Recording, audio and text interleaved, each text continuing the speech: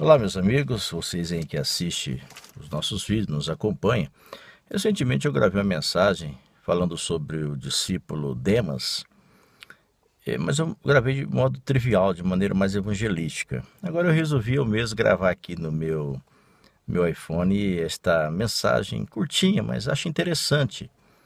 Demas, ele é citado apenas 3 vezes na Bíblia. Ele aparece em Colossenses 4,14 ao lado de Lucas, onde Paulo coloca ele ao lado de Lucas. Depois em Filemão 1,24, Paulo coloca ele ao lado de João Marcos, sobrinho de Barnabé, e também de Arístarco. Enfim, e Paulo, depois lá em 2 Timóteo 4,10, diz que esse Demas havia o abandonado, Paulo conversando com Timóteo. Pois bem, Demas é interessante. Por volta dos anos 60, quando iniciava as principais prisões de Paulo em Roma, Paulo chegou a acreditar, Paulo chegou a ter fé, Paulo chegou a entender, a imaginar de que Demas se confirmaria como um dos grandes discípulos por volta dos anos 60. Tanto é que coloca ele ao lado de Lucas, de João Marcos, de Arístarco, Mas a luta vem, Nero intensifica as perseguições, Paulo começa a sofrer as prisões e mais prisões, e passam-se 7 anos, e Paulo já não fala mais o mesmo a respeito de Demas. Paulo diz assim para Timóteo: Timóteo, Demas me abandonou, amando o presente século. Demas, ele não abandonou Yahushua, não é isso que Paulo fala, e nem abandonou a fé, Demas. Mas ele abandonou o chamado ministerial. Não quis mais sofrer pela obra.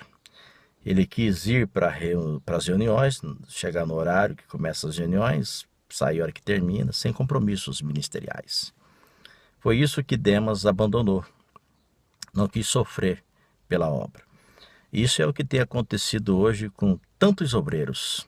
Eles começam bem, a gente chega a acreditar que vão se confirmar como heróis da fé, mas de repente eles começam a amar o presente século, amar o mundo, as ofertas do mundo. Eles mantêm a fé em Yeshua, mantêm o Espírito Santo, mas eles começam a abandonar o chamado ministerial, ou por causa de mulheres mais novas, ou por causa de vida profissional, ou por questões de dinheiros, e até mesmo por causa de sofrimentos.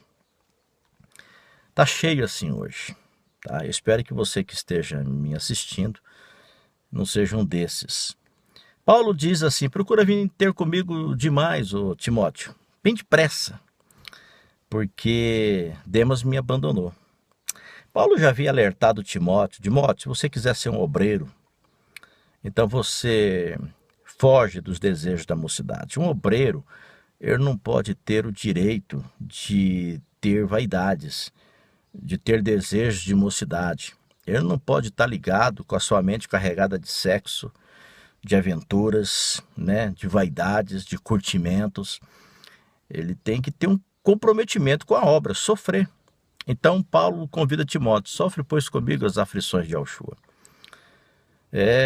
Desde os anos 60, quando Paulo, em Colossenses 4,14, Filemão 1,24, apresenta Demas como um grande obreiro.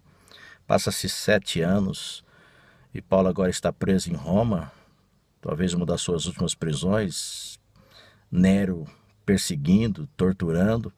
Daqui a pouco Paulo, ele é morto, inclusive, sofre martírio. Demas não suportou, falou: o quê? Eu vou atrás daquilo que eu possa palpar, a mulher, o dinheiro, os prazeres, os iates, os cruzeiros, os hotéis, os grandes restaurantes, os fins de semana. Eu vou curtir, eu não quero saber de sofrer. Demas, você realmente foi homem, tomou essa atitude, continuou firme na fé, sim, e também continuou servindo a Yeshua, mas não quis sofrer pela obra. Eu quero te lembrar de uma coisa, Demas.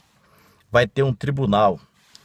Em Romanos 14,10 vai ter um tribunal. Não é tribunal para saber quem vai ser salvo, não. É tribunal para receber pagamento. E lá, Demas, você vai sofrer uma grande decepção.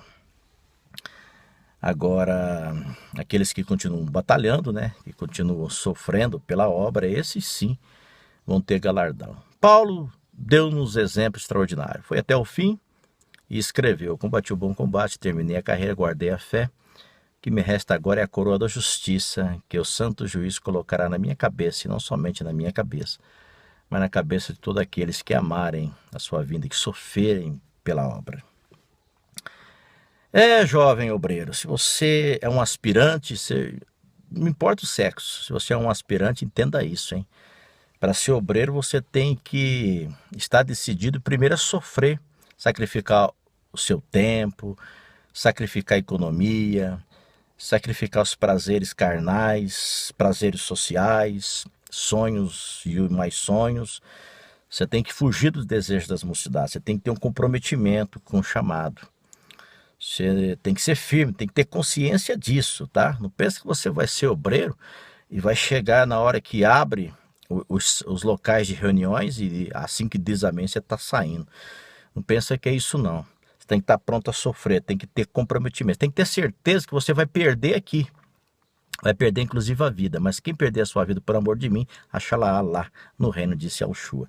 Você pode não ter um pagamento aqui, você pode às vezes perder muito aqui, mas você vai encontrar lá no reino de Yahushua. Yahushua promete ser fiel a você e te recompensar. Essa era a esperança de Paulo e é isso que manteve Paulo firme, tá certo? É isso que eu queria falar nesse vídeo. Demas desceu para Tessalônica. Ele foi atrás de realizar seus sonhos materiais, atinentes a essa dimensão. Ele não quis saber de lutar por aquilo que não se vê, porque a fé é o firme fundamento das coisas que não se vê, mas que se espera, não é verdade? Eu desejo a você, aspirante da fé, que deseja ser obreiro, que a primeira coisa, elimine os desejos da mocidade. Segundo, procure ter consciência de que você vai sacrificar muitas coisas na sua vida familiar, social, tá? Cultural e etc, né? Então, se você tiver essa consciência, prossiga, porque você terá um grande galardão quando surgir o arrebatamento ou então você partir, sair desse corpo e partir para a eternidade. Que Yahushua abençoe a todos. Eu agradeço a sua atenção. Não siga o caminho de Demas e nem tenha o amor que ele teve pelo mundo. Pelo contrário, siga o exemplo do apóstolo Paulo e tenha o amor que ele teve pela obra chamado ministerial. Obrigado, gente. Até a próxima.